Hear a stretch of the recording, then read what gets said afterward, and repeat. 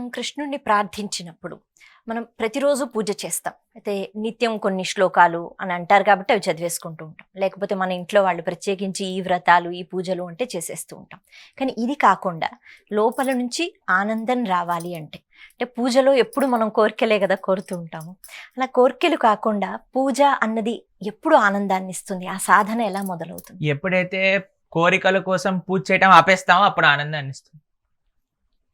భుక్తి ముక్తి సిద్ధికామి అతయేవ అశాంత కృష్ణ భక్త నిష్కామ సదైవ శాంత అని అంటుంది మన శాస్త్రం. ఎవరైతే కోరికలతో వెంపర్లాడుతూ ఉంటారో, అటు ఇటు ఇటు అటు పరిగెత్తుతుంటారో వాళ్ళకి ఎప్పుడు కూడా మనశ్శాంతి అనేది లభించదు. ఎందుకంటే కోరికలకి ఎండ్ ఉంటుందా అండి? మనసుని నమ్మిన అన్నంత వరకు మనకి కోరికలు అనేవి తీరవు. మనసు పైన మనం విశ్వాసం, కృష్ణుడు భగవద్గీతలో ఏం చెప్తారు తెలుసా? ఎవరి మనసు అయితే కంట్రోల్డ్గా ఉంటుందో అది వాళ్ళ బెస్ట్ ఫ్రెండ్, కానీ ఎవరిదైతే అన్కంట్రోల్డ్గా ఉంటుందో అది బెస్ట్ ఎనిమీ అయిపోతుంది అనమాట. కాబట్టి ఆ మనసుని నిగ్రహించేటంటే అది అడిగిన విషయాలన్నీ మనం తీర్చి ఇవ్వటం ప్రారంభం చేశామంటే మన మనసు ఎప్పుడు కూడా మన మాట వినదు. నో, నేను నీకు ఇది ఇవ్వను, నువ్వెంత అరిచినా సరే, ఎంత ఇబ్బంది పెట్టినా సరే అని మనం కూర్చున్నప్పుడు, ఓ వీడు గీత చదివి మొండివాడు అవుతున్నాడు కాబట్టి వీడిని ఇబ్బంది పెట్టకూడదు అని మనసు మెల్లమెల్లగా కంట్రోల్ అవుతుంది అనమాట.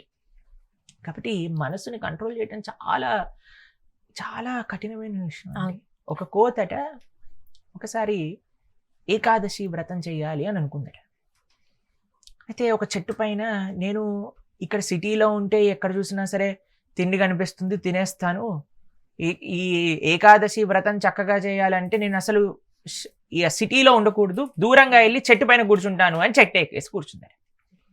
కొద్దిసేపు అయ్యాక అది అనిపించిందంటే, నేను ఈరోజు మొత్తం ఏకాదశి వ్రతం చేస్తే రేపటికి నీరసం అయిపోయి కలుదిరి కింద పడిపోతానేమో, రేపు ద్వాదశి రోజు పారణ చేయడానికి ఏ వస్తువులు కూడా ఉండవేమో, కేవలం అరటిపళ్ళు తెచ్చి పక్కన పెట్టుకుంటా కానీ తినను అనుకుందట. సరే అని మనసు ఈ ఐడియా రాగానే కోతి వెళ్ళి అరటిపళ్ళు తెచ్చేసింది, పక్కన పెట్టేసుకుంది. కొద్దిసేపు మళ్ళీ ధ్యానంలో కూర్చుంది, మంత్రం జపిస్తూ ఉంది.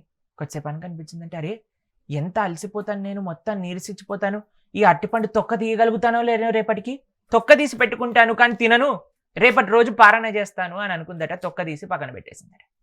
దాని తర్వాత మనసు అందట, కోతి మనసు, ఓయ్ కోతి, నువ్వు రేపు ఎలా దాన్ని చేయి పట్టుకొని పైకెత్తాలి అరటిపండుని, ఎంత కష్టం అవుతుంది నీకు ఈరోజు ఉపవాసం చేస్తే, కాబట్టి నోట్లో పెట్టుకో, రేపు రొద్దున తినేద్దు కానీ అందట. కోతి తీసి నోట్లో పెట్టేసుకుందట. తర్వాత మనసు అందట, కేవలం నమిలి పెట్టుకుంటా అంతే, రేపు మింగుతా అని నమిలేసిందట. నమిలేక మింగుతే ఏముందని ఆయనతో మింగేసిందట. ఇది మనసు చేసే పనండి మనతో పాటు. ఇది ఇంకొంచెం ఇదొక్కటే అదొక్కటే అని మనల్ని అటు ఇటు ఇటు అటు పరిగెత్తిస్తూ ఉంటుంది. కానీ మనం ఎప్పుడైతే ఒక్క చోట నిలకడగా, స్వామి నీవే తప్ప ఇతపరం బెరుగను అని గజేంద్రుడు ఎలా అయితే భగవంతుడి కోసం ప్రార్థించారో అలా మనం ప్రార్థించగలిగితే, నిస్వార్థమైన ప్రేమ మనకు ఉండగలిగితే అప్పుడు తప్పకుండా భగవంతుడి యొక్క అనుగ్రహం అనేది మనకు లభిస్తుంది.